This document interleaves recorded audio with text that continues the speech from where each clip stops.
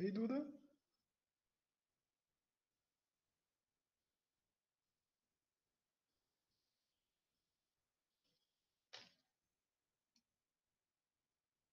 Boa noite a todas e a todos. Dando continuidade às atividades do ciclo, é com imenso prazer que recebemos as professoras Bruna Arazelva Hammer, Ana Maria Palmieri Antônio, Roseli Fernandes Santana e a especialista Sara Pereira Alves, para compor a mesa redonda nesse novo formato digital. Mesa redonda esta, cujo título é Múltiplas Faces na Arte de Educar, discutindo as experiências da Escola da Ponte, da Escola Waldorf e da Cooperativa de Ensino de Birigui, a COEB. Bom, algumas informações sobre as convidadas. Tá? Começo pela professora Bruna. A professora Bruna Arazelva Hammer é mestra, graduada em Pedagogia pela Universidade Estadual Paulista Júlio de Mesquita Filho. Seu mestrado foi feito no Programa de Pós-Graduação em Psicologia do Desenvolvimento e Aprendizagem da Unesp. Tem experiência na área de educação, com ênfase em formação de professores, atuando principalmente nos seguintes temas: práticas inovadoras, educação democrática, arte e educação. Em suas pesquisas, estudou a Escola Democrática. A professora Ana Maria Palmieri Antônio é graduada em Pedagogia pelo Instituto Claretiano de Ensino. Em Bauru, cursou no Instituto Impulso o curso de Antroposofia, onde adquiriu os fundamentos da pedagogia Waldorf, o que a possibilitou, juntamente com colegas, a abertura da Escola Associativa de Educação Infantil Cantelê, Iniciativa Waldorf Araçatuba, da qual é diretora. É também presidente da Associação Antroposófica Gaia de Araçatuba. Uma dessas colegas é a especialista Sara Pereira Alves, que possui graduação em fisioterapia pelo Centro Universitário Católico Salesiano Auxilium. Possui pós-graduação em psicopedagogia clínica e institucional pelo INDEP. E também é pós-graduada em psicomotricidade pelo Instituto Superior de Psicomotricidade e Educação.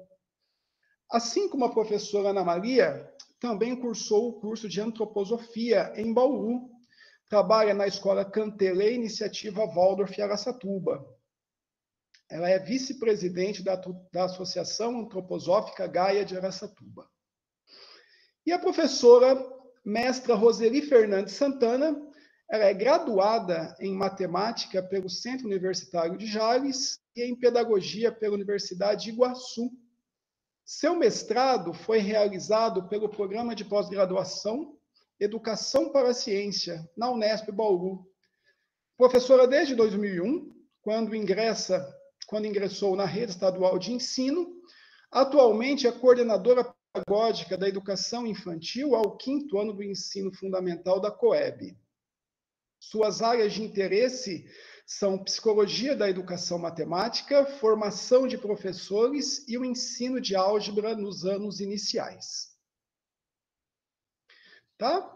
Então, feitas as apresentações, né, passo a bola, digamos assim, né, vou convidar a professora Ana Maria e a especialista Sara para falarem sobre a pedagogia Waldorf, sobre os desafios da implantação da escola, como lidaram com este ano tão atípico, enfim, as experiências, né, da pedagogia da Waldorf.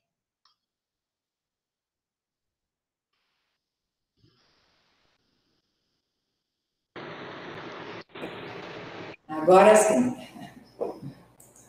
Boa noite a todos, né, e a todas. É um prazer muito grande fazer parte dessa mesa, né, do diálogo sobre a pedagogia, né, que foge um pouco da pedagogia tradicional, e também pela oportunidade que nós estamos tendo de falar um pouco da pedagogia que nós estamos trazendo aqui para a cidade de Araçatuba, né?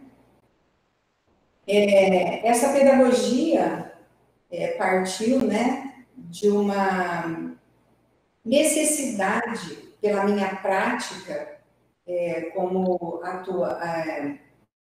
dentro de uma instituição onde eu atuava como diretora, né, da necessidade de buscar uma pedagogia que olhasse para o ser humano com uma certa diferença, né, que percebesse tudo que ele traz, né, da parte espiritual dele, de comportamento, da bagagem que ele traz, e que olhasse também para a dificuldade de aprendizado, né, que a criança tem em suas fases. E também por um problema particular meu, essa busca fica muito forte, e eu fui atrás da pedagogia Waldorf. Porque a pedagogia Waldorf, ela olha para a criança, né, para o ser humano, e procura auxiliá-lo em seu desenvolvimento integral, né? No seu pensar, no seu sentir e na força do seu querer. E esse desenvolvimento, ele é feito através de etapas, e essas etapas são denominadas de setênio, né? Então, no primeiro setênio, que é de 0 a 7 anos, a pedagogia, ela auxilia a criança no seu desenvolvimento do corpo físico, né? Porque você tem que começar a desenvolver o físico, depois o sentir, né? E depois o pensar, para que esse ser humano se desenvolva integralmente. Então, no primeiro setênio, de 0 a 7, a gente desenvolve o físico, ajuda a criança a desenvolver a parte física. De 7 a 14 anos, seria a parte do sentir, né, das emoções da criança, né, que vai ser desenvolvida através das histórias, dos contos de fadas, do próprio relacionamento que a criança começa a estabelecer dentro da escola, né? E depois dos 14 aos 21 anos é a força do querer, né? É a encarnação do próprio eu, e que a escola também ajuda nesse desenvolvimento.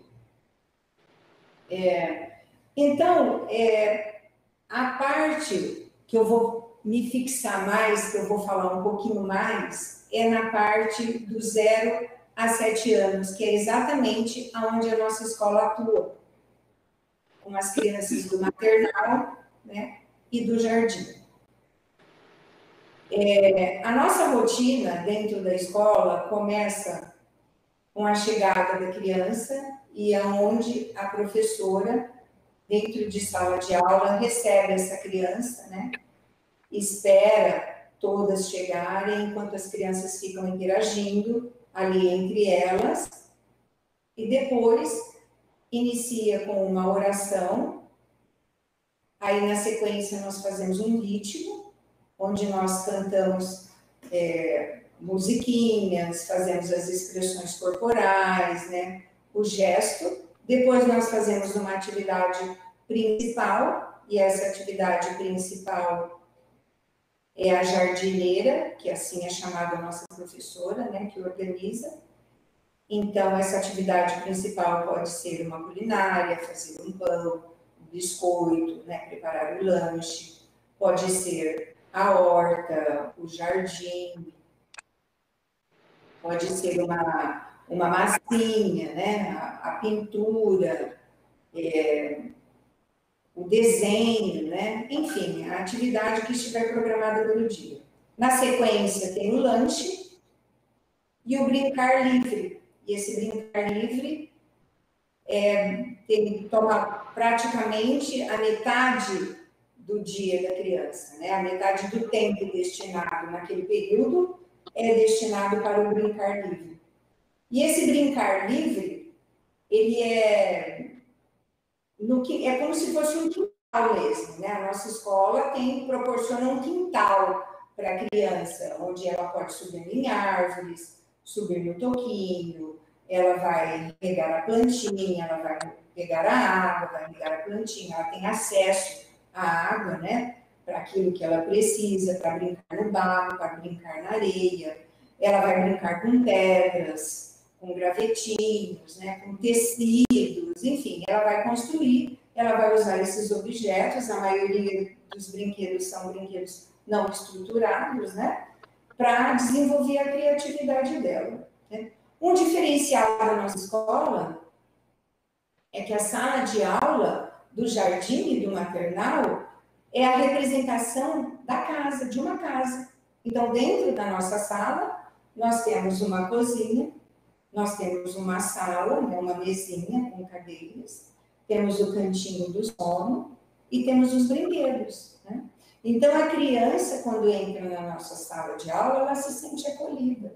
Nós não tivemos dificuldade nesse início de ano com adaptação de criança, porque é muito acolhedor o ambiente da nossa sala de aula. As paredes são pintadas de uma cor salmão, né? Onde que é o que a criança visualiza quando está no útero da mãe. Né? Então, ela se sente acolhida pela professora e pelo próprio ambiente, né? Que a escola proporciona.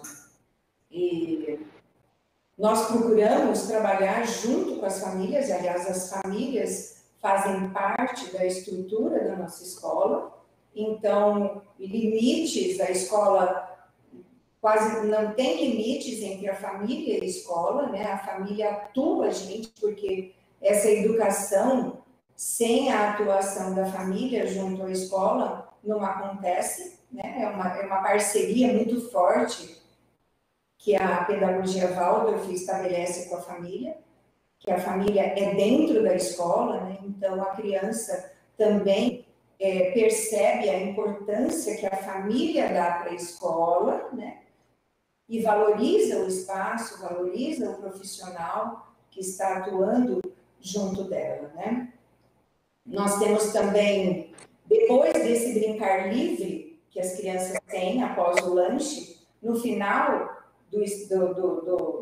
do período, né, de aula, nós temos a história, né? E a história para os pequenininhos, né, até 4 anos, que estão no maternal, é uma história com movimento de mãos, né, e uma história bem curtinha. Todos os dias nós temos essa história, né?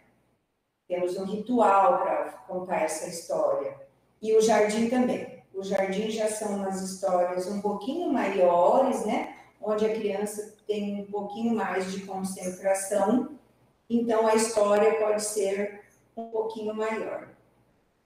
E esse contato com a natureza é muito estimulado, né? Para a criança. Então, ela aprende a lidar com a terra, ela aprende a acompanhar o crescimento. Ela planta a sementinha, ela joga água naquela sementinha, ela vê crescer, ela vê sair as flores, né? Então, esse contato com a terra, ela leva para em todos os setênios, né, da escola Waldorf, que acompanha, né? No primeiro momento é o plantar, é o ver o desabrochar da flor, é o crescer, depois, lá no segundo setênio, ela vai fazer todo o processo, ela vai plantar o trigo, ela vai cuidar do trigo, ela vai colher esse trigo, ela vai moer o trigo, ela vai fazer o pão e ela vai levar para casa. Então, ela acompanha todo esse processo, né, que a natureza nos dá através do plantio. E isso tudo vai interiorizando e ela vai valorizando, né, essas pequenas coisas que a terra pode dar para todos nós. Então, é mais ou menos, essa é a nossa rotina dentro da nossa escola, né? E...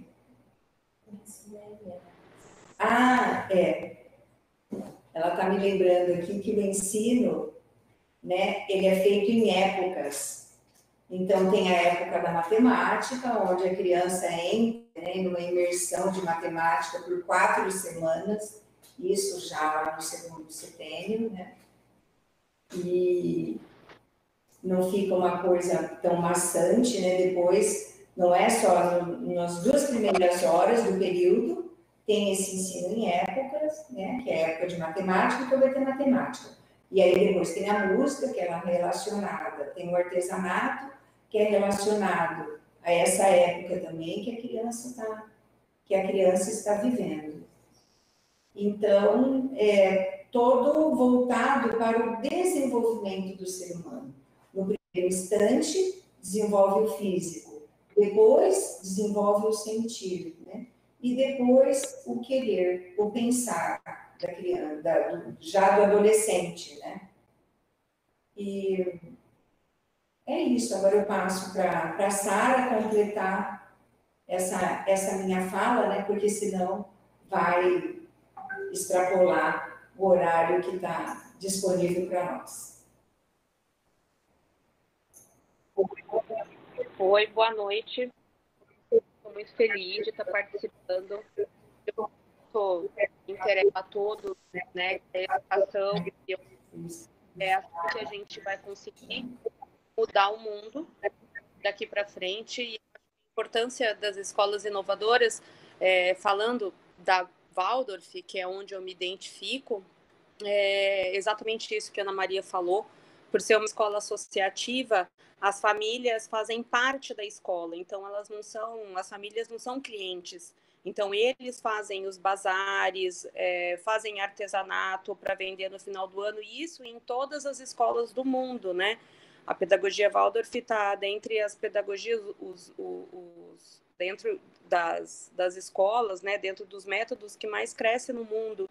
Então, praticamente todos os países têm, e ela tem ela é muito regrada no sentido de funcionam da mesma forma. Então, as crianças aprendem as mesmas coisas em todas as escolas. As festas cristãs, né, que a gente fala do ensino de épocas. Então, as crianças, elas ritmo anual. Então, toda essa questão do tempo vai se direcionando conforme a natureza vai passando. Então, tem o verão, né? Tem a primavera, depois tem o verão, tem o outono, tem o inverno. Então, as cores da escola mudam nessas épocas, os materiais que são trabalhados, e tudo isso pensado no sistema neuropsicomotor. Então, quando a gente fala, os materiais não são estruturados, né? Os materiais são naturais. Por quê? Que impressão sensório-motor essa criança está recebendo? Como esse cérebro está interagindo com o que é um elemento? É tudo plástico, né? O que é o plástico? Que estímulo tátil o plástico traz?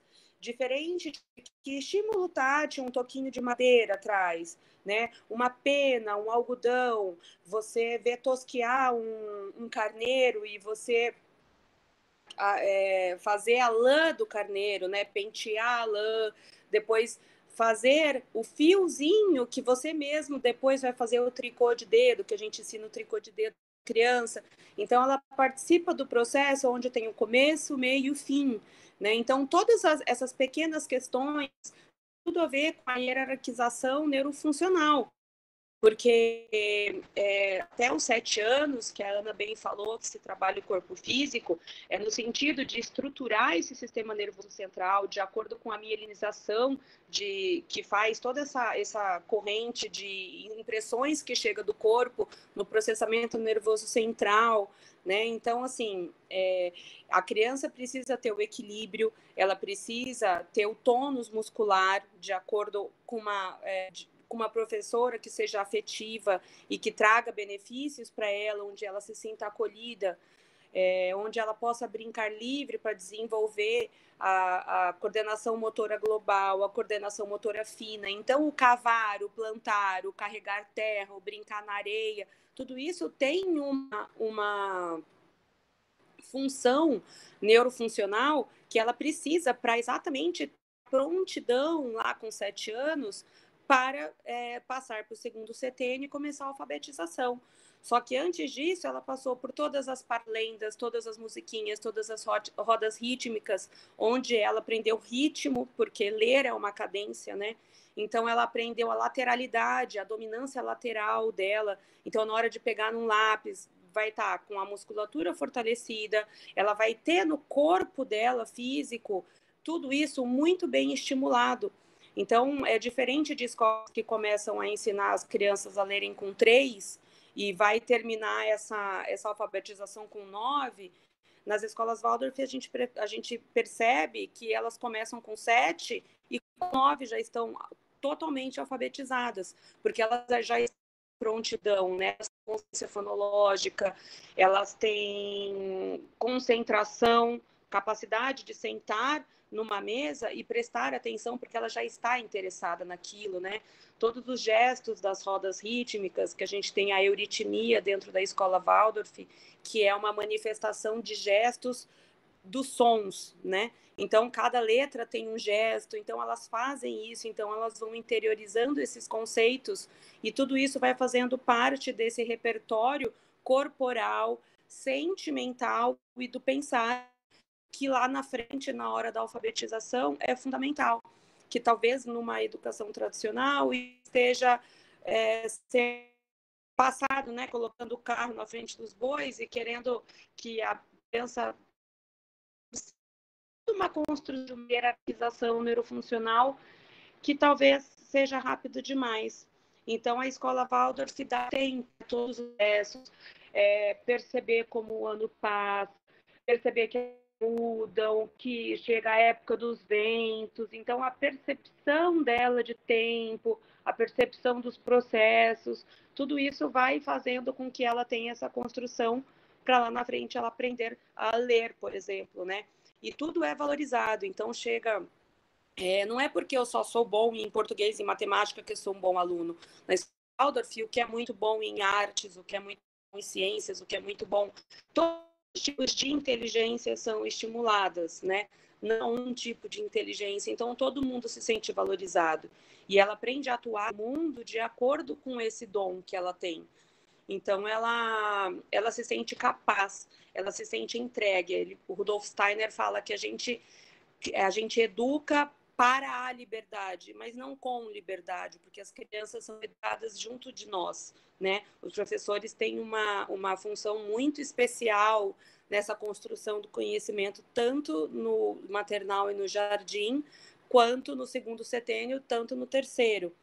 Então, no segundo setênio, por exemplo, do primeiro ano ao nono ano, ao nono ano mesmo, que na escola Waldorf também, é o mesmo professor que acompanha, porque esse vínculo é muito importante. Então, a gente já está no tempo, né? É muita coisa para falar. Espero ter conseguido passar um pouquinho, assim, e manifestar essa vontade de vocês aprenderem mais e lerem mais sobre. E agradeço muito essa participação. A Canta, ele está muito honrado em participar. E muito obrigada e boa noite.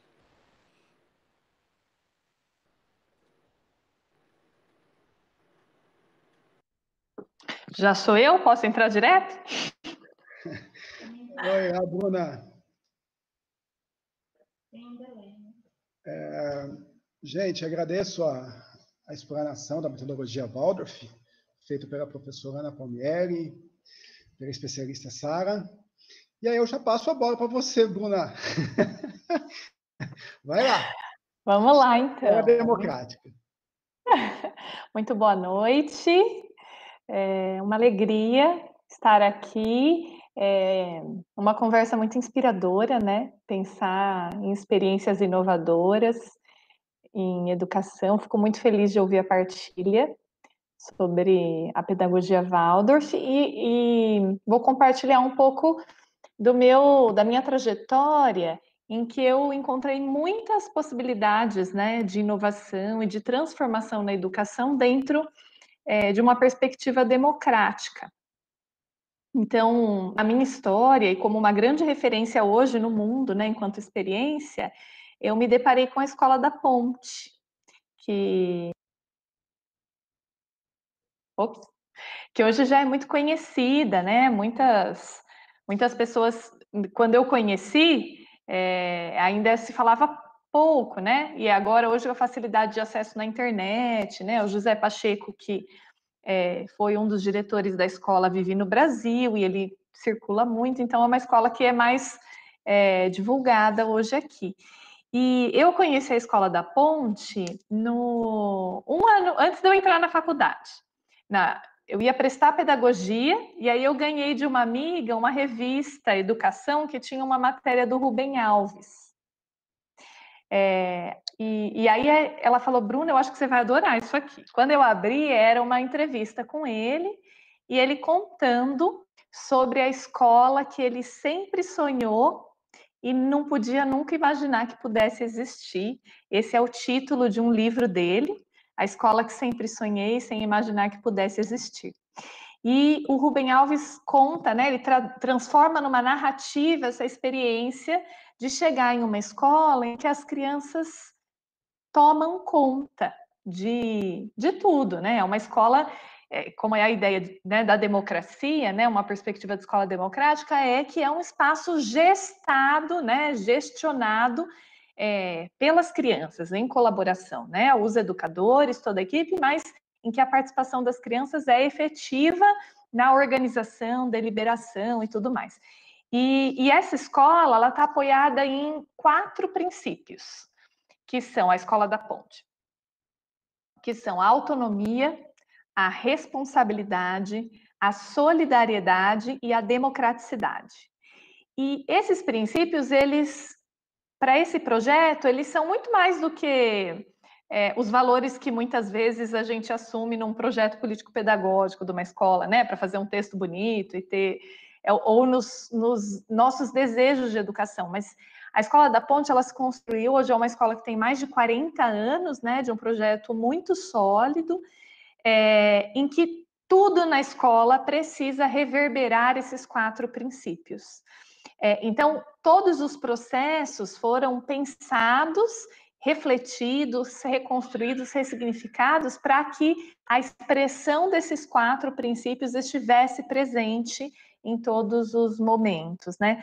E aí, em 2007, eu fui até lá. Eu quis ir conhecer a escola, porque também é uma escola pública e uma escola que não nasceu assim. Ela foi transformada, é um projeto que ele é resultado de uma construção coletiva, né, entre professores, famílias e crianças e adolescentes. Então, essa história me provocava muito e eu fui até lá. E eu estive lá por 3 semanas, e na primeira semana, assim, foi um movimento muito interessante, porque todos os dias eu chegava, então, e eu queria entender, né, como é que essa escola funciona, porque é completamente diferente da referência que nós temos de escola. Então, simplesmente o que acontece é que as crianças chegam na escola, penduram a sua mochila e começam a trabalhar. Assim. E aquilo me inquietava imensamente, assim, como é que ela sabe o que ela tem que fazer? Quem disse o que ela tem que fazer? E ninguém dizia, pega o seu caderno. Não, ela entra, chega, cumprimenta, tem uma conversa, cada um abre o seu material e passa a trabalhar. Isso é uma coisa chocante, é chocante mesmo. Crianças de 6 anos, em espaços, né? Então, a organização da escola é dividida, não é por séries, então tem uma fala forte, né, do José Pacheco, que ele diz, escola que não tem aulas, não tem séries, não tem provas, né, e aí a gente meio que perde a referência, então, né, como é que é uma escola que não tem série, não tem aula, não tem prova, não tem... O que acontece lá, né? E aí a grande diferença é o que acontece, né, quando a gente passa a abrir mão desses mecanismos que estruturam, né, a nossa cultura escolar, e passa-se a ter a possibilidade de criar, né, muitas formas e muitas possibilidades. Então, eu ficava inquieta, gente, inquieta e indignada. Como é que ele sabe? Quem disse o que ele tem que fazer, né? E todos os dias eu tinha um caderno, então que eu passava o dia na escola, uma escola integral, como é uma escola regular, né, em Portugal. E aí eu chegava todo dia à noite, eu escrevia tudo que eu tinha entendido. E no dia seguinte, eu falava, agora eu entendi, é isso então que está acontecendo, né? E aí no dia seguinte acontecia alguma coisa que, assim, desconstruía a minha hipótese do dia anterior. Não, não é isso então. E então eu levei, assim, de verdade, cerca de uma semana para conseguir me limpar, me liberar de tentar entender esse processo de escola com a referência que eu tinha. E assim, eu não fui tão despreparada, né? Eu já tinha lido o livro, eu fiz o curso sobre a escola, eu tinha elementos, informações sobre, mas eu não conseguia abrir mão dessa cultura que tinha sido a minha, né? Escolar essa dentro dessa referência social, né? Escolástica que a gente vive. Então foi um processo que depois dessa primeira semana eu parei de tentar entender as coisas dentro da lógica da escola que eu tinha, né? E aí pude me lançar uma percepção de uma outra maneira de fazer. E nesse lugar é possível, então, que a gente compartilhe com as crianças, né? E construa, é uma escola em que cada criança tem um currículo único, né? Porque o ponto de partida é o que você quer saber. Isso mobiliza o conhecimento. E o professor tem um papel muito importante, porque isso não quer dizer abrir mão do nosso lugar enquanto educadores, mas é aprender a, junto com essa criança, criar um projeto de pesquisa, um projeto de trabalho, a partir do que ele quer saber, né? E num segundo momento, outra pergunta muito importante é por que você quer saber isso, né? Então, a partir de algumas perguntas iniciais, e lógico que isso é uma visão muito simplória, né, do processo, mas a escola conseguiu encontrar uma maneira de se organizar em que as crianças elas percorrem o currículo nacional, né, aqui no Brasil, o que a BNCC propõe, porém, numa trajetória completamente irregular e enriquecida por outras temáticas que são do interesse daquela criança, do interesse daquele grupo. Então, existem projetos que são individuais, outros que são coletivos. Em outros momentos, eles estudam sempre juntos, né, em equipes, embora em muitos momentos cada um esteja no seu estudo individual. Então, de repente, eu assisti essa cena, né? Eles estão organizados em 3 etapas, eu ia dizer isso. Não tem séries, né? E são crianças, é uma escola de ensino fundamental, do 1º ao 9º ano de ensino fundamental e médio, né? Então, eles estão organizados em iniciação, consolidação e aprofundamento. Esses 3 núcleos representam etapas do desenvolvimento da autonomia, né? Então, na iniciação, e existe um perfil de o que caracteriza que um aluno possa estar em uma dessas fases e o que caracteriza a transição para uma outra. Mas, de maneira geral, isso reflete a capacidade mesmo de autonomia para que ele possa gerir os seus próprios estudos. Todas as crianças, quando entram aos 6 anos na escola, estão na iniciação, em que acontece o processo de alfabetização, mas também o processo de aprender a gerir o seu tempo, a se organizar em equipe, a estar sentado numa mesa com 4 colegas, né, 3 colegas e ele, e cada um dar conta da sua responsabilidade, né? E esse processo, eu estava um dia, eu ia dizer isso, muito pensamento. Eu estava um dia na consolidação, né, que é esse núcleo intermediário, e aí na mesa tinha uma menina que estava estudando mitologia. E aí, isso é um outro princípio muito forte, assim, que se eles têm uma dúvida, eles primeiro consultam o colega. Então, uma estudava matemática, outra estudava mitologia, e aí ela tem uma dúvida, e antes de chamar o professor, ela se refere à colega. E a colega não sabia, né, o que ela perguntou, mas ela ficou profundamente interessada por aquilo que ela estudava em mitologia, e aí elas chamaram o professor. Então, é um lugar também em que todos, quando querem solicitar alguém ou pedir a palavra, levantam a mão e esperam ninguém chama, ninguém grita, o professor não tem, né? Em qualquer momento, e isso é um princípio que impõe muito respeito e muita igualdade entre as pessoas, né? Então, se um professor precisa dizer com o grupo, ele levanta a mão e espera.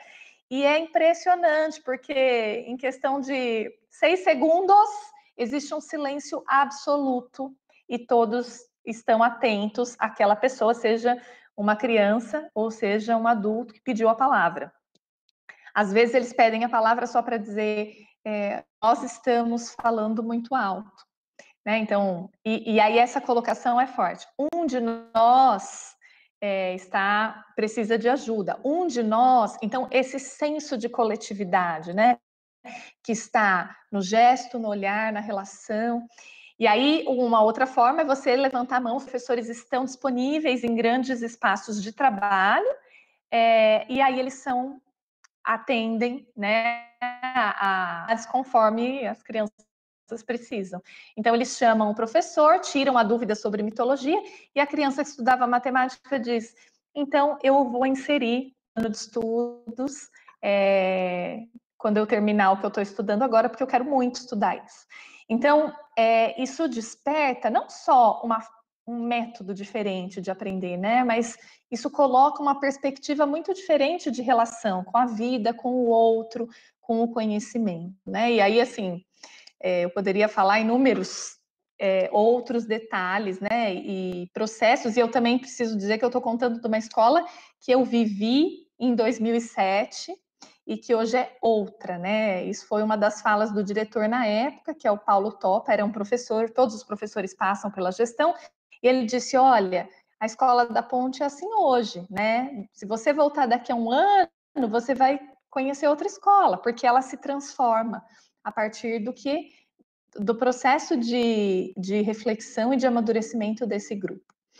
E então, quando eu voltei, logo depois, José Pacheco já morava no Brasil, ele vive, e contato muitas pessoas que ele foi conhecendo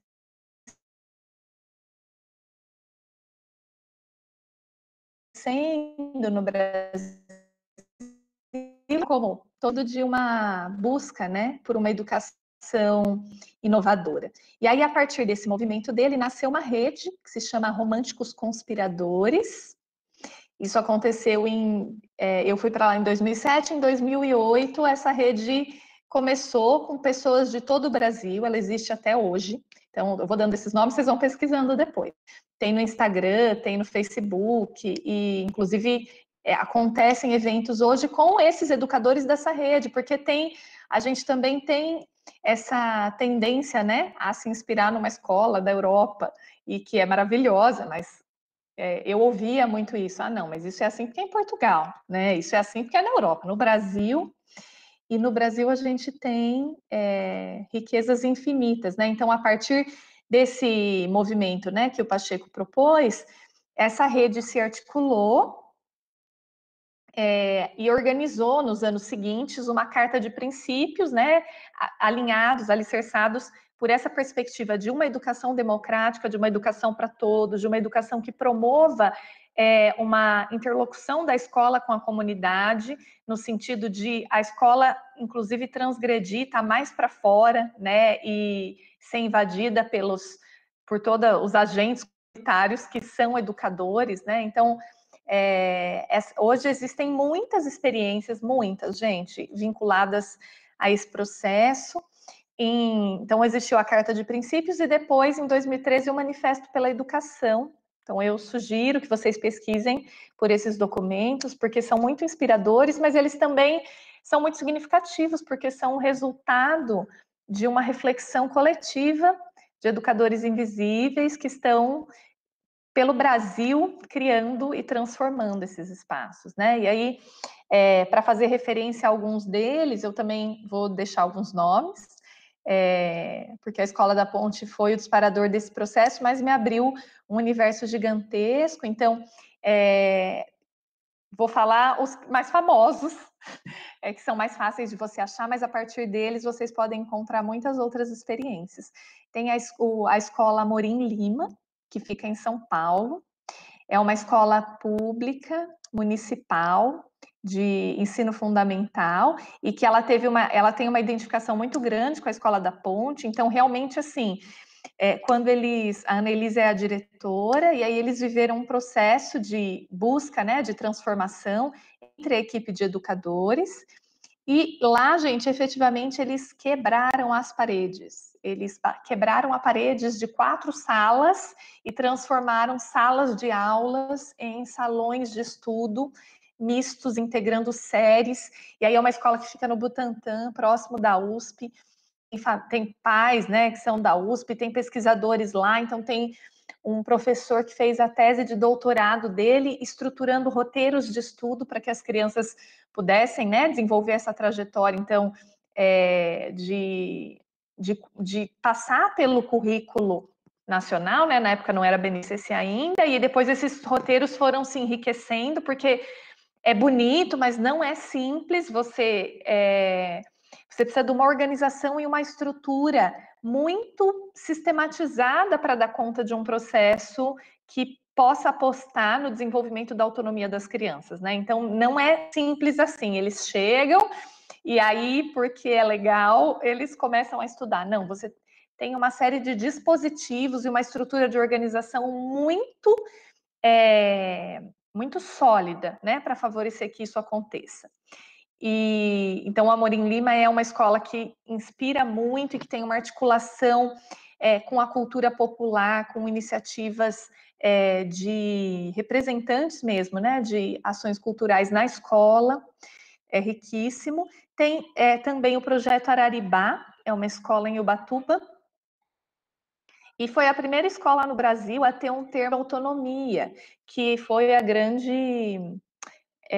o grande diferencial da Escola da Ponte, foi ser uma escola pública que tinha autonomia na sua gestão pedagógica, financeira e administrativa, né? Então, a Escola da Ponte pode contratar, escolher os seus professores, ela não fica só na dependência do sistema público, né, do qual ela faz parte. E a Escola Araribá, o projeto Araribá em Ubatuba, foi a primeira escola no Brasil que conquistou esse documento por uma articulação muito grande da equipe escolar e das famílias. Então, é uma experiência muito significativa também. E vou sugerir também o projeto Âncora, que é em Cotia, e esse projeto era uma ONG, né? Funcionou como uma ONG por cerca, acho que, se eu não me engano, 30 anos. E aí depois eles fizeram, né, um processo de muita aproximação com o Pacheco e transformaram esse projeto social em uma escola. E aí só que eles decidiram começar a escola assim, sem nada no sentido abrindo mão das aulas, das séries, das horas, e construindo isso junto com as crianças que já eram crianças desse projeto social. E é uma história incrível, cheia de dificuldades, né? Porque é uma trajetória muito intensa, né? Que demanda, como eu quis trazer esse retrato da minha dificuldade em entender a Escola da Ponte quando eu estava lá, porque é uma cultura que está muito arraigada em nós. Então, proporcionar, viver uma experiência diferente é extremamente desafiador, né? Nós temos uma tendência a trabalhar sozinhos, uma tendência a fazer pelas crianças, né? E aí tem, por exemplo, o Freinet, que é uma pedagogia que tem uma influência muito grande, né, na Escola da Ponte, pelo movimento da escola moderna. Então, o Freinet, ele propõe uma pedagogia do trabalho que pressupõe que aprender a estudar é o trabalho da criança, né? E que ela precisa estar em atitude de trabalho o tempo todo. Então, ele tem uma das falas dele não faça você o que uma criança pode fazer, né? Então, não vai planejar, criar, escrever. Se ele pode fazer, por que você vai se ocupar com isso, né? Construa isso junto. Mas é muito difícil para nós que vivemos, né, dentro de um histórico de centralização do trabalho, né, escolar pelos professores, né, nós temos uma tendência, então, de muitas vezes assumir uma dificuldade de escuta, né, e de reconhecer que esse processo é dialético, né, de aprender. Ensino e aprendizagem acontecem juntos. Então, quando nós estamos dizendo de uma perspectiva democrática, em que a gente acredita e estimula que as crianças aprendam e desenvolvam as estratégias para aprender, isso de maneira alguma exime a nossa função enquanto educadores de ensino. Ela só fica estruturada de uma maneira diferente. Então, voltando lá na Escola da Ponte, tem aula na Escola da Ponte? Tem. Tem aula também na Escola da Ponte, sempre que uma aula se faz necessária. Né? Quando é necessário ter uma aula, tem uma aula. Né? Quando tem uma aula? Quando talvez um grupo de crianças solicite, né? Muitas solicitem uma explicação, um acompanhamento específico de um professor, por exemplo, pode ter uma aula sobre um determinado assunto com um professor, pode ser com outra criança também, né? Então, isso não quer dizer abrir mão de tudo que a gente tem e que a nossa história escolar é um fracasso, pelo contrário, ela nos trouxe até aqui, né? Mas justamente porque ela nos trouxe até aqui, nós temos a capacidade de perceber para onde mais nós podemos ir, né? O que, enquanto sujeitos e enquanto sociedade, né? Então, pensar numa escola que seja a representação de uma comunidade e que a criança atue nessa comunidade como responsável por ela, é pensar aquilo que, enquanto sociedade, né? Que projeto de sociedade nós estamos buscando. E eu acredito que isso, né, traga muitos elementos para a gente pensar, então, qual é a escola que o século XXI, né, nos chama, e não é uma escola, né, não é uma, são muitas, né, cada escola ser inédita, criada pelo seu coletivo, articulada em rede com outras escolas e com outros espaços que estejam a serviço da vida e do crescimento comum. Então, é isso. Acho que eu dei conta, gente, do tempo. Obrigado, Bruna. Interessante quando o próprio jovem, né, define o caminho que quer percorrer para o seu aprendizado, né? É um negócio interessante para se pensar. Eu acho que a mesma inquietação que bateu em você naquela primeira semana na Escola da Ponte deve ter batido na professora Ana, na professora Sara, quando se depararam com a metodologia Waldorf, né? Devem vir muitas inquietações, né? Imagino eu, tá? Bom, não vou falar não. Professora Roseli, por favor, professora Roseli, coordenadora da COEB, venha nos falar um pouco da COEB, da metodologia, da sua criação, enfim, da Escola COEB. Professora Roseli. Boa noite a todos e a todas. Eu quero, em primeiro lugar, agradecer a oportunidade, né, e o convite feito pela professora Tássia, mediado aí pela Maria Eduarda, né?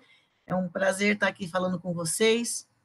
E confesso que eu vou falar, sim, professor João, sobre a questão, né, da metodologia, a construção da COEB, como que se deu essa história, né, de 28 anos, mas também vou puxar para um lado um pouco da matemática, né, que também é minha área de atuação e também tem uma paixão singular aí envolvida, né.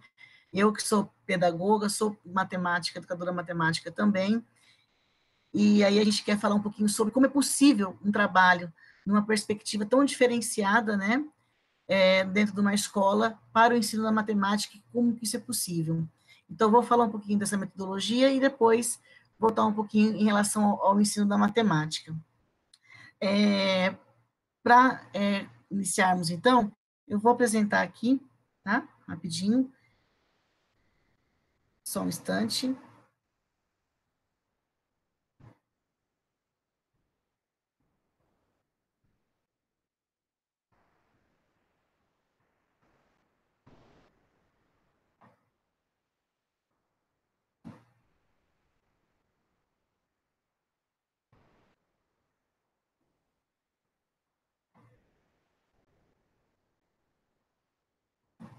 Vocês já estão visualizando aí? Sim? Pode me dar um sinalzinho, Duda, ver se está tudo ok?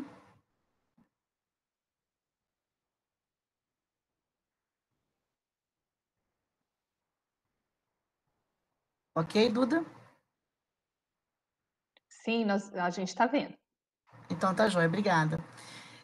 Então, eu convido vocês, né, a entrarem um pouquinho na nossa escola, Cooperativa de Ensino de Birigui. Ela é uma escola que ela surgiu em 1992, fundada por um grupo de pais que sonhavam por uma escola de qualidade de ensino, em que eles não tivessem que buscar em outras cidades da região, né, uma escola que atendesse a todas as expectativas deles.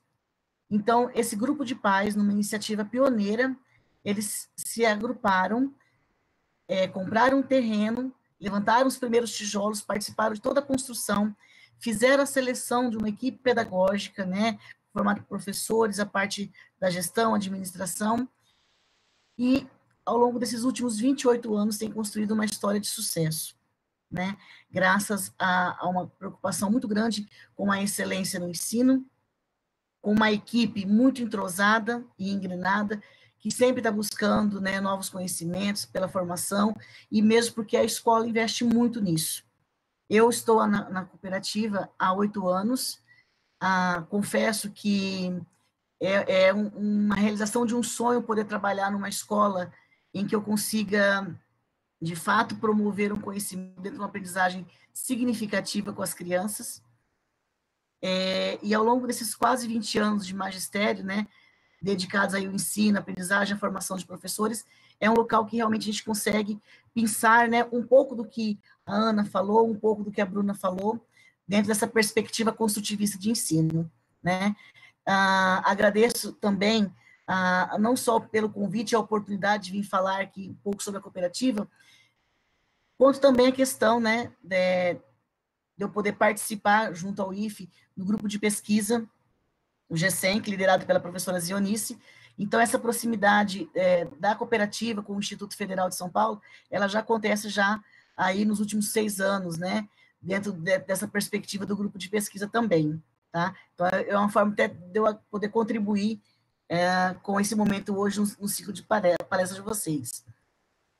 Dando continuidade, então, eu queria falar um pouquinho para vocês sobre essa questão da construtividade por uma aprendizagem significativa no ensino da matemática. Por que, né, essa construtividade?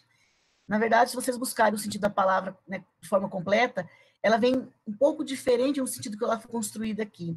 Mas é exatamente nessa ideia, nessa perspectiva da construção do conhecimento.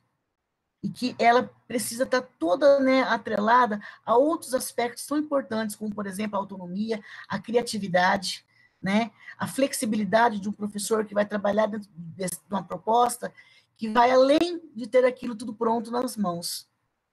Porque muitas vezes a ideia de uma aula, ela surge da necessidade ou de alguma fala que a criança teve naquele momento. Então, ao longo da fala minha aqui hoje, nós vamos falar um pouquinho sobre isso. Então, eu inicio, né, com uma imagem de uma das nossas professoras, numa atividade de matemática, inclusive, dentro de um supermercado. Então, aqui a gente já começa a ter um olhar que não se aprende só dentro da sala de aula. Muitos dos nossos trabalhos, eles são desenvolvidos fora da sala de aula, especialmente na educação infantil, tá? Hoje eu vou me meter um pouco mais aqui até o 5º ano, né, até o 5º ano dos anos iniciais, que é onde eu atuo na coordenação, mas a escola como um todo, ela trabalha dentro dessa perspectiva dos projetos, né. As crianças devem ser colocadas como protagonistas na criação dos espaços construtivos, e evidenciam algumas das aprendizagens que ocorrem quando a elas são propostas condições de construírem um contexto que atenda a uma intencionalidade pedagógica. É nesse tipo de contexto que as crianças desenvolvem aspectos cognitivos, afetivos, simbólicos, imaginativos, expressivos, e que provocam interações sociais capazes de estimular nelas o espírito de colaboração, a troca de saberes, o esforço individual e o coletivo nas experiências construtivas. Então, acho que esse parágrafo, ele sintetiza de forma bastante clara, né, por onde que se caminha na construção desse conhecimento. dentro dessa filosofia de trabalho que nós temos. E também é importante a gente falar aqui, né, que dentro dessa discussão, quem conhece um pouco sobre, seja dentro da pedagogia Waldorf, né, ou das experiências que a Bruna colocou da Escola da Ponte, por exemplo, é apaixonante, né, brilha aos olhos. Por outro lado, para pessoas que não conhecem tanto sobre, né, e não estou fazendo nenhuma crítica em relação a quem não conhece tanto sobre, mas isso gera uma série de dúvidas e equívocos, né, desde que a questão do aluno fazer o que quer, não, né, o professor não é mais o quem domina o conhecimento, então gera uma série de equívocos. Lá não se corrige nada, o aluno faz do jeito que ele quer, a escola é uma bagunça. Então, tudo isso acaba sendo permeado quando não se conhece de fato essa filosofia de trabalho tão diferenciada, tá? Quando nós falamos do construtivismo, né, é lógico que o que eu trouxe para vocês aqui, vocês vão encontrar nos livros, em artigos, né, então não vou me ater a cada um deles, mas são grandes contribuidores aí dentro da difusão do construtivismo. Piaget, Vygotsky, Vallon, né, dentro da afetividade principalmente, David Ausubel, que é dentro da parte da aprendizagem significativa, a Emília Ferreiro, que foi inclusive orientando no doutorado dela, né, por Piaget, a Adélia Lehner, a Constance Camus e a Thelma Vaz. Embora a Adélia Lehner e a Thelma Vaz, elas tenham mais tido a questão da alfabetização, na questão das estratégias de leitura, por exemplo, elas foram grandes percussoras das práticas construtivistas, nesse resgate ao longo, né, das últimas décadas aí na educação. Então, também foram trouxeram grandes contribuições. Dentro da nossa filosofia de trabalho, na COEB, o foco principal nosso é sempre propor ao aluno experiências de aprendizagem, né? Nessas experiências de aprendizagem, está ali por trás todo o protagonismo da criança, né, a oportunidade de uma investigação, o poder de observação, e aí eu falo tanto do professor quanto do aluno, né, porque o professor, nesse processo, como um mediador, ele tem que estar atento ao que a criança está fazendo, ao que a criança está falando, porque são pistas para que ele possa potencializar aquela experiência de aprendizagem ou enriquecer aquele contexto, né? A interação. Então, lá, por exemplo, há projetos que nós desenvolvemos ao longo do ano letivo, que eles interagem entre as diferentes turmas, eles conversam entre as diferentes turmas, né? Uma turma vai apresentar coisas para eles, eles levam informações para as outras turmas, então há toda uma interação, né, entre os diferentes grupos etários. A exploração, a escola, ela se localiza numa chácara, então nós temos um espaço verde na escola muito enriquecedor. As crianças utilizam todos os espaços da escola, principalmente aqueles que estão ao ar livre. E todas essas experiências que nós propomos a eles sempre parte de alguma problematização. Então, diante daquilo que é possível desenvolver a partir daquilo que a criança sinaliza do interesse dela, é feito. Outras coisas que eles precisam aprender, né? E que é proposto, até pela questão do curricular que nós temos da base nacional hoje, então isso parte sempre de uma problematização para despertar essa vontade do aprender, né? Na nossa concepção de ensino, né? Falando um pouco mais agora especificamente em relação à ética escolar, tanto a questão dos aspectos afetivos quanto dos aspectos cognitivos, eles são tão importantes quanto, né? Então, foge um pouco daquela pedagogia tradicional, em que nós temos uma valorização de aspectos cognitivos em detrimento dos afetivos. Então, nós entendemos a criança como um todo, né? Inserida dentro de um todo, pensando no seu desenvolvimento integral. Então, são indissociáveis, né, os aspectos afetivos dos cognitivos. E aí, dentro desse contexto aí, qual é o papel de cada um, né? Então, do aluno, nós entendemos dele uma participação ativa na construção do próprio conhecimento, criador de significados, né? A criança tem seu próprio tempo para aprender e a aprendizagem percorre um movimento do todo para as partes. E nesse contexto, lógico, que é fundamental o papel da família, né? Se a família não entender essa proposta de ensino, ela não consegue permanecer dentro do espaço, correto? Então, é muito importante, né, todo esse alinhamento da proposta da escola com as famílias, mesmo porque muitos projetos que são desenvolvidos, né, e realizados, têm a participação efetiva das famílias, dentro da escola, fora da escola, tá? E, nesse caso, o professor, cabe a ele oportunizar ao aluno experiências significativas de aprendizagem a partir das vivências e conhecimentos prévios das crianças, oferecer condições para o desenvolvimento do pensamento crítico, criativo e autônomo do aluno, ser um facilitador, um mediador e um orientador do processo de aprendizagem. E aí eu trago, nessa, até para a gente poder brincar com algumas coisas aí, a questão de alguns mitos ou verdades a respeito do construtivismo. Então, o construtivismo é um método, né? O construtivismo, ele não é uma metodologia e nem uma forma alternativa de se planejar as aulas. Eu diria, inclusive, né, que eu posso entender esse construtivismo como uma tese epistemológica, né, que vai além de um método de ensino completamente. Só funciona com crianças? Não. Ele corrobora com qualquer aprendizagem, qualquer faixa etária de idade, né? O professor não corrige o erro do aluno. Pelo contrário, o erro, ele tem um papel fundamental na construção do conhecimento, no direcionamento, no planejamento do professor. Daí, então, a grande importância de entender a característica, né, o caráter desse tipo de erro, para que o professor consiga, de fato, ajudar que o aluno avance em suas aprendizagens. O aluno aprende sozinho. O professor não faz intervenções. A partir do diagnóstico, o professor planeja sua aula, tendo em vista as especificidades de cada criança. Então, o tempo de cada criança, não é o clique, né? O clique vai acontecer, não. Se não houver condições favoráveis para que isso aconteça, esse clique não vai acontecer, né? Aliás, ele nem vai existir. Então, tudo parte do ponto que a criança está, para então ele poder avançar. Tanto é que cada criança é tratada na sua individualidade. Uma mesma atividade na sala, ela pode ter diversas variações, porque o professor vai partir de onde ela está, a partir daquilo que ela traz com ela. O aluno só faz o que quer, não há regras, a escola é uma bagunça. Os conteúdos escolares não são importantes. Dar autonomia e ouvir o que os alunos falam não é uma balbúrdia, né? Então, às vezes, a sala está ali falando, mas o que eles estão falando? Então, treinar esse ato do escutar, né?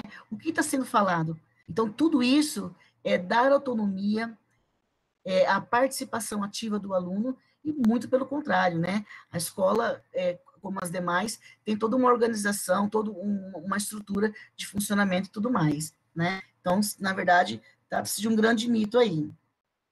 Alguns princípios básicos aí do construtivismo, que eu já relatei para vocês, e aí eu trago uma tirinha aí, né, do Calvin para a gente pensar. O que estamos ensinando na escola? Calvin, seu boletim não está nada bom, precisa estudar mais. Gosto da escola. Por que não? Você gosta de ler e gosta de escrever. Você vive lendo sobre dinossauros, não é? Ler é um prazer para você. Então, por que você não gosta da escola?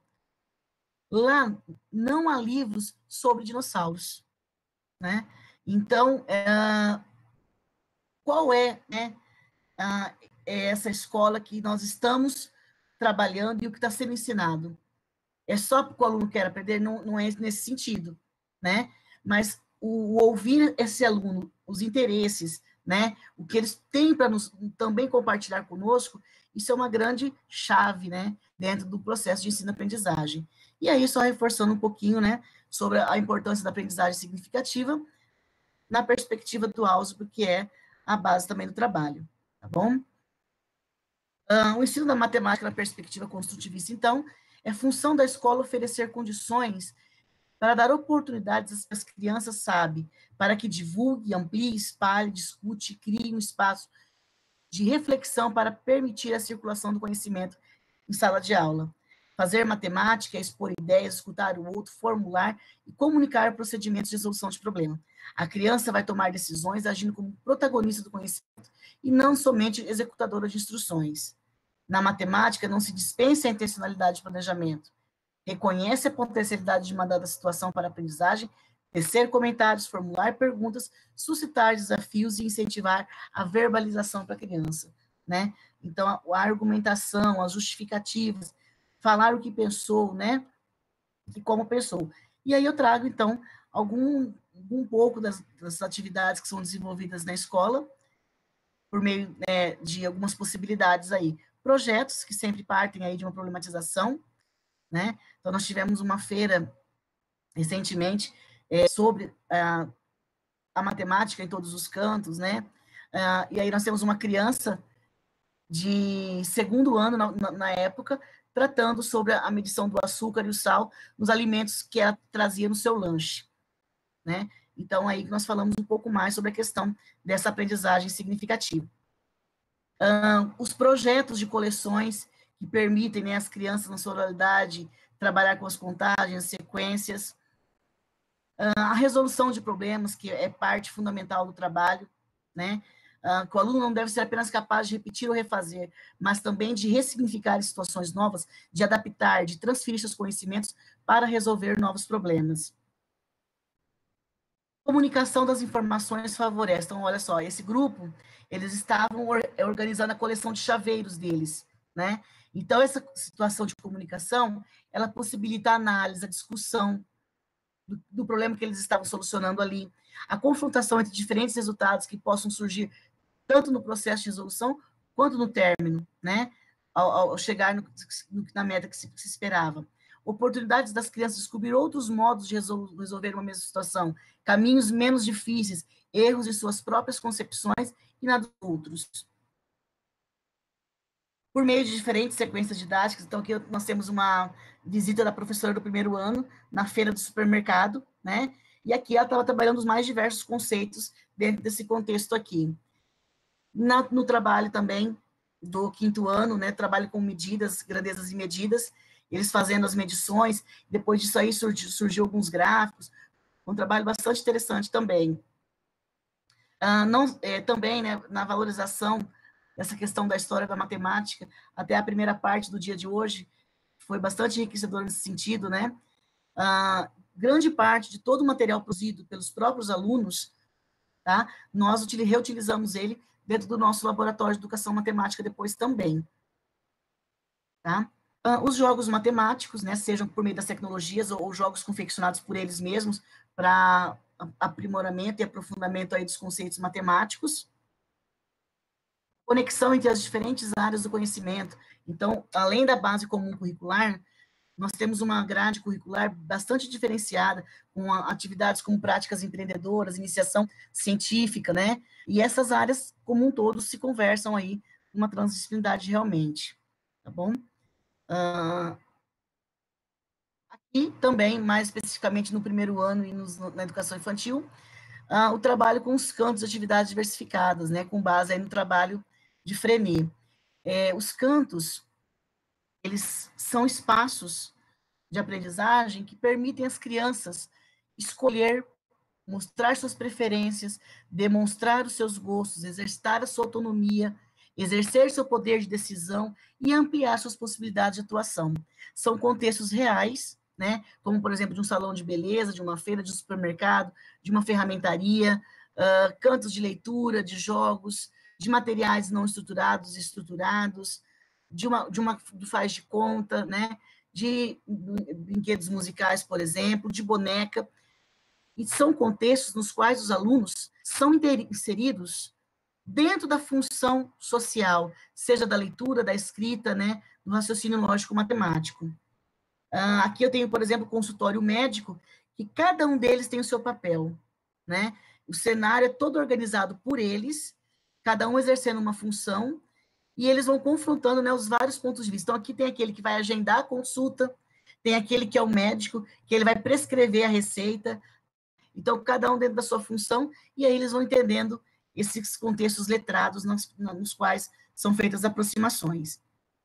Explorações de materiais de largo alcance, né? Então, aqui eles estão lavando meias, pendurando num varal, por exemplo, e aqui há toda uma inserção aí em termos de aproximações com a matemática, correto?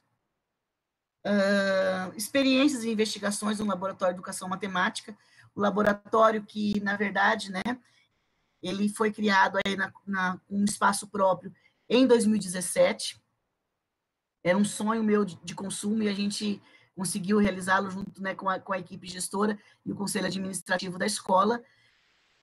É uma sala ambiente, na verdade, com vários recursos, né, materiais tecnológicos, parte de informática, jogos construídos pelos alunos, jogos adquiridos para desenvolver determinados conceitos, tá? E, inclusive, né, quando nós criamos a construção desse espaço na escola, nós visitamos o laboratório, junto com a professora Zionice, do Instituto Federal da Ibirigui, né? Então, foi bastante inspirador para nós também o espaço que vocês possuem aí, para a constituição do nosso. E hoje, né, a gente tem como oportunidade a Maria do Ar, né, que faz um trabalho conosco lá também, fantástico, uma excelente parceira que a gente tem nesse trabalho, junto com o laboratório, junto com as crianças aí. Algumas atividades que foram desenvolvidas são, né, desde os materiais que nós temos aqui, os jogos que são desenvolvidos, a questão da autonomia das crianças também, na construção de conceitos. Então, nada, né, é entregue pronto. Esses conceitos são construídos a partir da vivência e da prática deles. Um pouco mais dessas atividades, a construção de sólidos, né. Além disso, né, esse trabalho também, a importância de as ricas experiências de aprendizagem por meio da escuta, que é o que eu vim falando para vocês todo esse tempo. Então, nós temos crianças aqui que estão brincando, mas nesse brincar, né, há toda uma intencionalidade por trás, e com isso a gente precisa a questão do papel do professor aí. O trabalho em equipe, cooperar é essencial, sempre, né? Não há por menos que somos uma cooperativa de ensino, e sendo um dos nossos grandes princípios também, tá? E mesmo, né, em tempos remotos, as crianças são instigadas, né, a explorar os meios que estão ao seu redor. Então, lá, construir uma câmera fotográfica, né, e ela registrando o que ela observa. E com isso o professor consegue puxar os mais diversos assuntos para serem tratados com as crianças, né? O estudo dos ângulos, por exemplo, lá com a turma do 5º ano, medindo na porta, no próprio corpo, né? É preciso identificar as condições nas quais o aluno mobilize saberes na forma de ferramentas que conduzem à construção de novos conhecimentos. Provocar a criança de modo que coloque em dúvida seus conhecimentos e se lance na busca de novas formas de resoluções. Finalizando aí, então, distantes, sim, né? Desconectados, nunca. Nós temos algumas imagens aí, e a capacidade de nos adaptarmos ao novo, né? E aí eu deixo uma frase: justo quando a lagarta achava que o mundo tinha se acabado, ela virou uma borboleta, né? Então, é exatamente isso que nós precisamos ter dentro de nós, essa capacidade de transformação, de metamorfose. Mesmo que diante de um ano tão atípico como nós tivemos, nós alcançamos as crianças, elas desenvolveram aprendizagens e elas construíram conhecimento, tá bom? Fica aqui, então, o meu muito obrigada, o meu contato, caso alguém queira fazer alguma pergunta, né? Depois a gente vai ter um tempinho agora, mas tem aí meu contato também, tá bom? Encerro aqui, então. Obrigado, professor Roseli. Gente, estou muito feliz mesmo por vocês compartilharem um pouco de suas experiências, de suas vivências em sistemas de ensino que fogem ao tradicional, né? Fico feliz de ter assistido, de estar assistindo, de estar vivendo esse momento, né? Mas eu vou passar agora a palavra à Duda, que ficou no chat, né, colhendo as perguntas, e aí o debate continua, tá? Vai lá, Duda. Boa noite, pessoal. Eu sou Maria Eduarda, do curso de licenciatura, e como o professor João disse, eu fiquei responsável pelo chat, e posso dizer que nós agitamos muito o chat, tivemos muitos comentários, muitas perguntas. Basicamente, todo mundo ficou muito fascinado com as três com as 3 metodologias não tradicionais, o que me deixa muito, o que faz eu me sentir muito gratificada, porque eu acredito que isso demonstra que são pessoas que estão dispostas a um diálogo da educação, dentro da educação, né? Então, eu vou ler as perguntas para vocês e vou explicar como vai funcionar as perguntas, tá? Para o pessoal, tanto para o pessoal do YouTube, tanto para vocês. O pessoal do YouTube, eles enviaram as perguntas na ordem das palestras, na ordem das apresentações. Então, no começo tivemos perguntas para a Waldorf, depois para a Bruna e depois para a Roseli. Então, eu dei uma mesclada e primeiro eu vou fazer uma rodada de perguntas específicas para cada uma de vocês. E no fim eu vou fazer 1 ou 2 perguntas gerais, ok? Então, eu vou, seguindo a ordem, começar com a Waldorf, e nós temos a aluna Angélica Tiene Yamazaki, perguntando assim, dizendo, né, todo esse conhecimento é muito novo para mim. Gostaria de saber como é o ensino da matemática nos anos iniciais dentro da pedagogia Waldorf. Então, essa é uma pergunta específica para a Maria e para a Sara.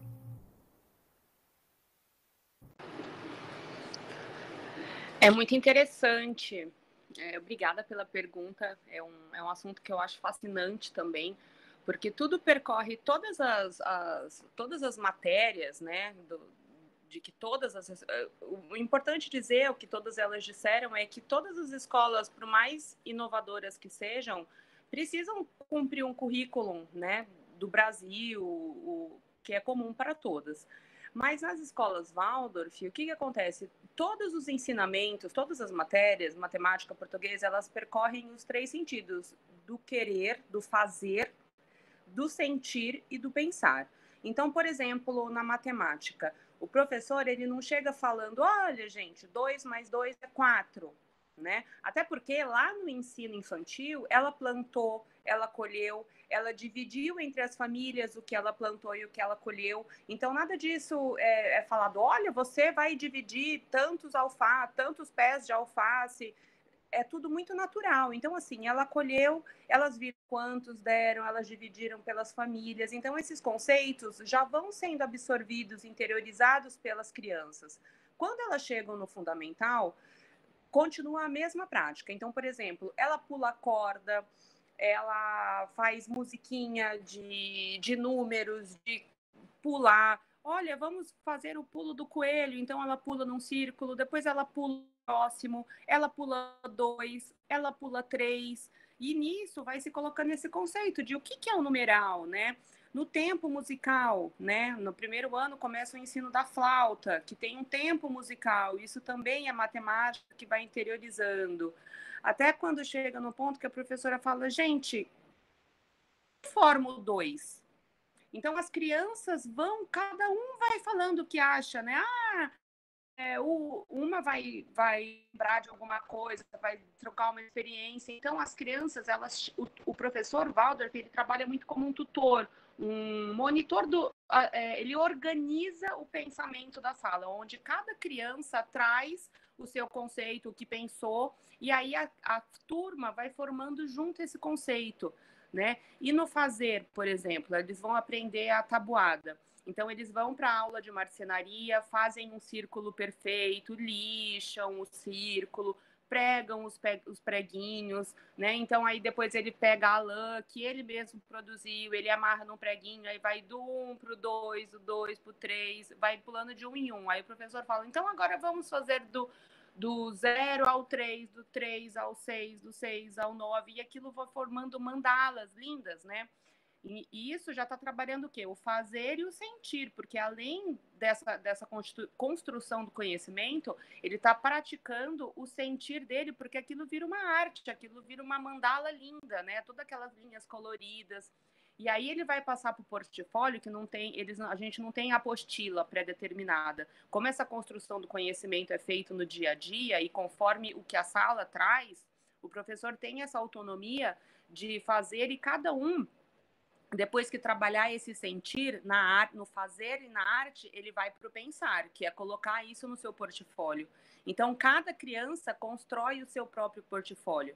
Então, ela vai desenhar o que ela fez, ela vai colocar as anotações do que ela imaginou, do que ela construiu. Então, nenhuma criança tem um portfólio igual a outra, porque tem essa autonomia nesse conhecimento, onde o professor é um guia, né? Ele está junto, mas não é ele não traz conceito, é tudo imagem. A gente traz imagens, traz um problema, uma problemática, e aí a criança, a turma vai resolvendo junto. E isso já entra todo esse cunho social, né? Do respeito ao próximo, habilidades não cognitivas, que são muito importantes. E sem o sentir, sem que esse conhecimento passe pelo sistema límbico, essa aprendizagem não é significativa. Então, é mais ou menos assim, senão eu vou me estender muito. Não sei se deu para entender. Muito obrigada, Sara, pela sua resposta. Acredito que tenha dado para entender, sim. Então, vamos continuar para que dê tempo de todas responderem. A seguir, a gente tem uma pergunta da Caroline Vidotto para a Bruna. A Caroline Vidotto, na verdade, ela faz um comentário e eu queria pedir para que você comente, Bruna. Ela diz assim: eu acho super interessante que dentro de uma escola baseada na Escola da Ponte, os professores não planejam as suas aulas para os alunos. Os professores planejam com os alunos. E aí ela diz que depois que você entende isso, você entende que esse lance de hierarquia talvez não seja bem assim. E eu queria pedir para que você comentasse, Bruna.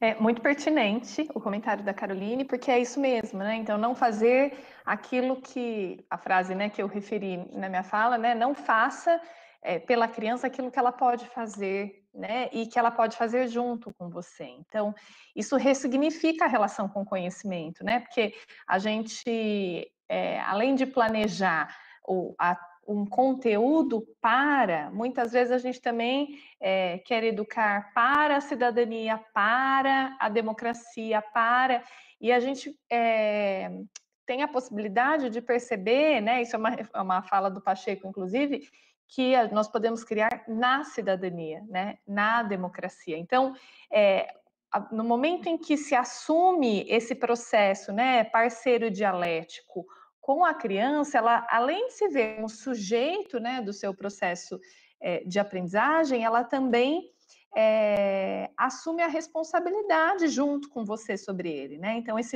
essa vivência no com, ela muda muito, e a gente também, enquanto educador, se percebe como um sujeito em formação, né? Como um sujeito também aprendendo. Eu aprendo a todo tempo, e é claro que tenho recursos, né, e posso disponibilizá-los para construir um processo ao lado da criança, mas isso também me reconstrói a todo momento, né?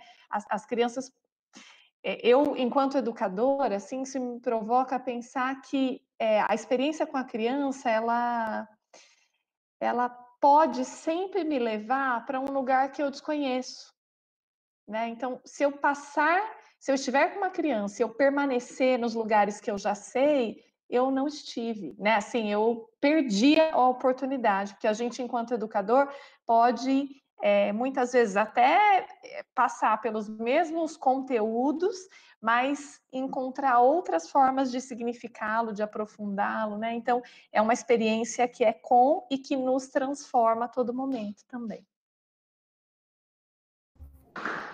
Muito obrigada, Bruna. E muito obrigada mesmo pela sua pergunta, pela sua resposta.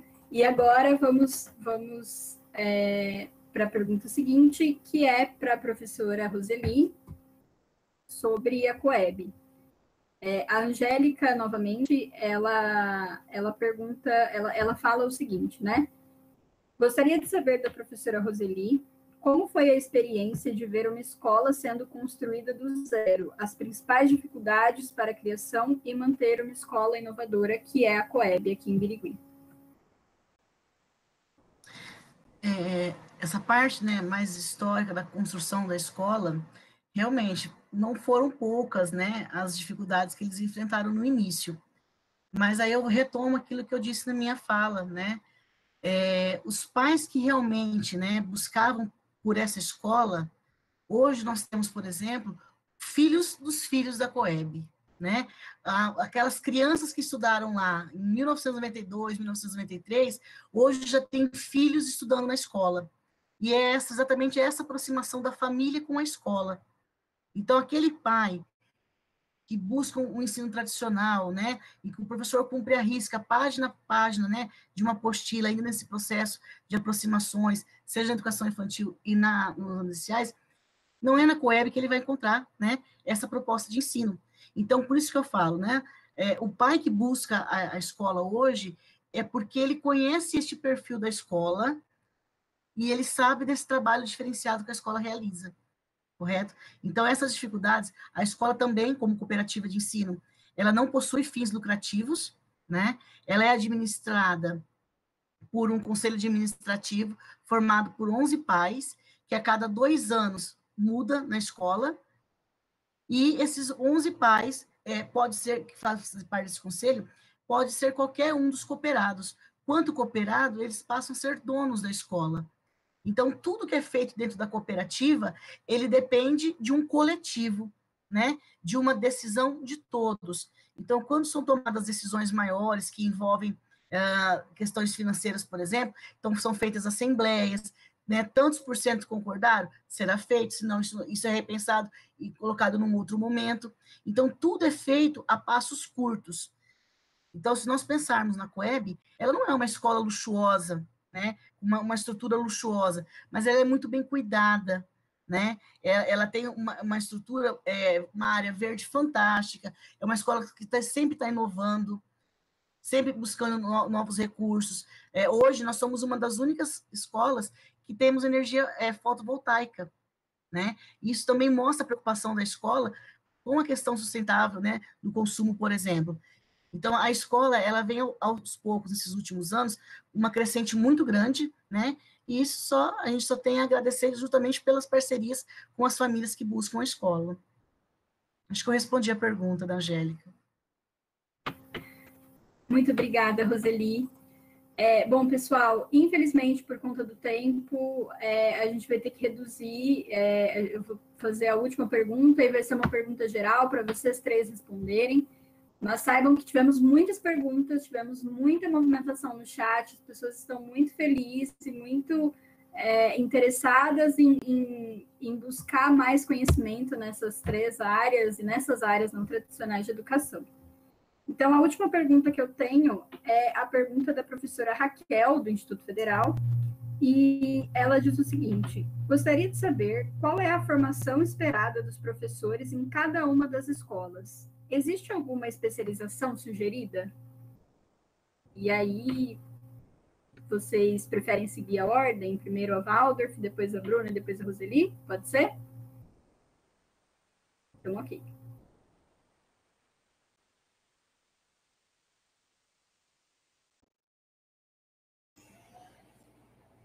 Para trabalhar na pedagogia Waldorf, né, para ser um professor de sala da pedagogia Waldorf, é necessário passar por uma formação, né? E essa formação tem uma duração aproximada de 4 anos. De toda a parte antroposófica, né, da pedagogia, e depois a parte prática, né? Então, o professor, além de ser pedagogo, para você atuar dentro da pedagogia Waldorf, é necessário passar por essa especialização, por essa formação de 4 anos. Então, é isso. Bom, as experiências, né, democráticas que eu conheço, algumas que eu citei, outras não, elas não... Na verdade, elas nascem muito de um envolvimento e um engajamento, né, dos educadores. Muitos, eu referi, a Roseli falou também, por exemplo, sobre a pedagogia Freinet, que foi uma pedagogia que ela trouxe essa colocação do professor. O Freinet foi o primeiro teórico professor, né? Até então, os teóricos que pensavam a educação eram médicos, psicólogos, né? E Frenet é um professor que vai refletir, pensar e criar a sua própria prática, assim. Então, isso, de uma certa forma, é um emblema, assim, é uma figura sobre essa perspectiva de um professor pensador e pesquisador, assim, né? Então, não tem uma formação específica, né? Nenhuma especialização ou que vá trazer essa possibilidade, mas muitas vezes o que nos implica, né, e coloca os educadores diante de perspectivas como essa, é esse processo de uma formação contínua e em grupo, né? Então, essas escolas já são espaços coletivos de investigação, de produção, de reflexão sobre a própria prática, enriquecido com articulação com muitos, né, múltiplas possibilidades. Então, acho que talvez nesse sentido, e eu penso que até isso é uma coisa para se pensar que todas as escolas ter o seu próprio projeto, né? Não precisa ser uma escola chamada democrática ou chamada, né, que tenha uma nomenclatura, né? Mas é pensar que ao pertencer a uma comunidade, nós podemos criá-la, né? Quem somos nós, o que nós temos em comum e o que nós buscamos coletivamente, assim, e aí isso acho que já gera um projeto que vai permitir um processo de formação coletivo e colaborativo. Bom, na Coeb, nós não temos, né, uma formação específica também. No entanto, nós buscamos, lógico, os melhores currículos, né, de um professor realmente aprendente, que está em constante formação. Esse professor, ele passa por uma entrevista, também por uma aula prática, né, para poder passar por esse processo seletivo, mas na maior parte das vezes, principalmente até os anos iniciais, os professores que nós temos hoje atuando na nossa escola são professores que iniciaram como estagiários, né? Eles começaram como estagiários na escola, eles passaram para professores auxiliares, e hoje nós temos 3 ou 4 que já têm a sua própria sala de aula. Então, ele vem numa constante dentro da escola, acompanhando a experiência dos outros amigos, né, dos seus pares dentro da escola, do modo de trabalhar, de como conduzir as situações, né, de todo esse trabalho aí, e isso vai também. Nós trabalhamos também muito com a formação. A escola oferece vários cursos para os professores. Nós temos algumas referências de escolas que também desenvolvem esse trabalho de formação e os professores participam dessas formações. Então, o nosso grupo ele é formado dessa maneira, certo? Bom, então já temos o nosso tempo. Infelizmente, gostaria de ficar a noite inteira aqui conversando com todos vocês. Foi uma conversa muito proveitosa, foi uma roda, assim, extremamente proveitosa. Acredito que saímos daqui cheios de conhecimento e que possamos colocar esse conhecimento em prática.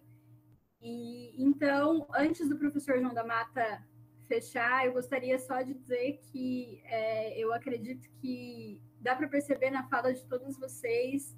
Eu acho que o que perpassa a fala de todos vocês é que educar é de fato uma arte. E aí a gente volta no título da nossa mesa redonda, né? Que a gente tem múltiplas faces nessa arte, que é a arte de educar, e que o professor ele é um artista, né? E aí não um artista no sentido de que a gente tem que fazer lousas bonitas. E aí eu peço licença para fazer uma piada interna, porque a gente não precisa fazer lousas bonitas igual o Regis, mas artistas no sentido de que a gente precisa ter essa sensibilidade para atingir o outro, para atingir o aluno. Então, muito obrigada a todas, professoras. E agora eu passo a bola para o professor João. Duda, gente, acho que a Duda já fechou, né? Acho que nós somos só agradecimentos em nome da organização aí, a gente agradece vocês, né, por estarem com a gente nessa noite, compartilhando, né, suas inspirações, né, porque se inicia com uma inspiração, né, não vem do nada, e a gente tem que se apaixonar por isso, né? Então, envolve paixão também. E a gente percebe em vocês essa paixão, né? Essa paixão, isso que nos move, né? Como foi dito aí, às vezes uma pessoa que não conhece uma dessas metodologias, uma metodologia, se assusta no início. Por quê? Porque a gente estudou, nós fomos alunos no método tradicional, né? Então, essa ruptura é bem complicada, é bem complicada. Mas eu acho que vocês demonstraram paixão. Certa vez eu eu li por conta da professora Zionice, que já foi citada aqui pela Roseli, as escolas vocacionais, né, que são maravilhosas. Eu até recomendo, estude as escolas vocacionais. Você se apaixona, assim como a Ana, a Sara se apaixonaram pela escola, pela metodologia Waldorf, assim como a Bruna foi a Portugal conhecer a escola da Ponte. Então, isso é paixão. E a Roseli, né, que já está ali há quantos anos, Roseli, na escola Coeb, e ela transmite paixão. Gente, muito obrigado mesmo, de coração. E é isso. Duda, vai! Fecha você. Então, muito obrigada, professoras. Como eu disse, foi uma mesa muito gratificante. E, bom, acredito que cabe agora eu falar com os nossos ouvintes. Muito obrigada a todos os ouvintes, muito obrigada a todos os comentários, a todas as perguntas. Sem vocês, esse evento não existiria. E lembrar que amanhã temos mais 2 palestras, né? Amanhã é o fechamento do nosso evento, temos mais 2 palestras. E é isso, nós ficamos por aqui. Muito obrigada pela audiência e até amanhã. Um grande abraço a todos. Boa noite, muito obrigada. Um grande abraço. Boa noite, gente. Obrigadão. Boa noite, foi um grande prazer.